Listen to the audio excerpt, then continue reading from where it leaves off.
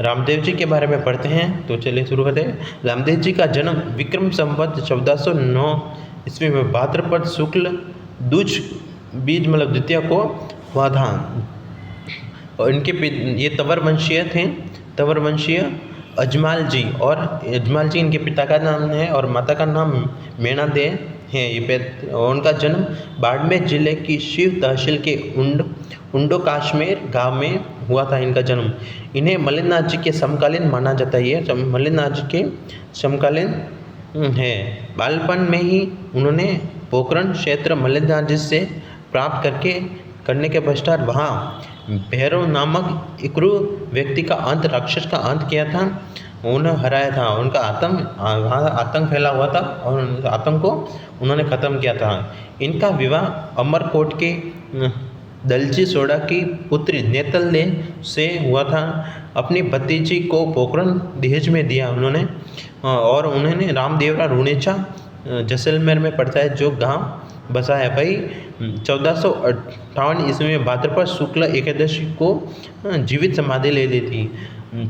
उनकी धर्म बहन जो दालीबाई मेघवाल थी, जो उन्होंने एक दिन पहले भाद्रपद शुक्ल दशमी को वहाँ जीवित समाधि ली थी, और उनके बाद एक दिन बाद उन्होंने रामदेव जी ने समाधि ली थी। यहाँ भाद्रपद शुक्ल द्वितीय को विशाल मेला भरता है। भाद्रपद शुक्ल द्वितीय मतलब यहाँ पर इस समय बाबा रामदेव जी का जन्म हुआ था, तब से लेकर इनकी भाद्रपद शुक्ल एकादशी तक उन्होंने समाधि ली। वहाँ पर यहाँ तक उनके विशाल मेला भरता है रूणेचा गांव में। और सांप्रदायिक सद्भाव इस मेले के मुख्य, सांप्रदायिक मतलब सभी लोग इन्हें सद्भाव से मानते हैं, और इनका सांप्रदायिक सद्भाव इस मेले के मुख्य विशेषता हैं।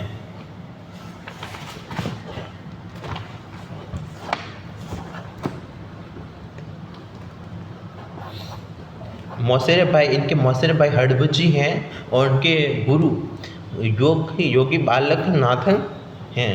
हिंदू इन्हें कृष्ण के अवतार के रूप में मानते हैं,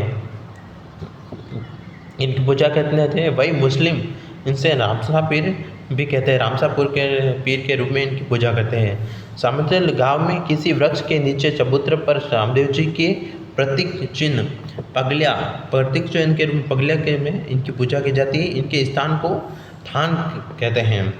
रामदेव जी द्वारा कांबड़िया पंथ की स्थापना की थी, और इनके आराधना में इनके अनुयायी द्वारा रामदेव जी के मेले में 13 ताली नृत्य किया जाता है। रामदेव जी वीर होने के साथ साथ समाज सुधारक और कवि भी रहे। ये कवि भी थे। उनकी रचना के बारे में, इनकी रचना कौन सी है आप बताइए कमेंट में। उन्होंने जाति प्रथा, मूर्ति पूजा और तीर्थ यात्रा का विरोध किया था। इनका वाद्य यंत्र मतलब इनके जब तंदूरा और रावण था, इनके फटकाते हैं तब इनकी करते हैं।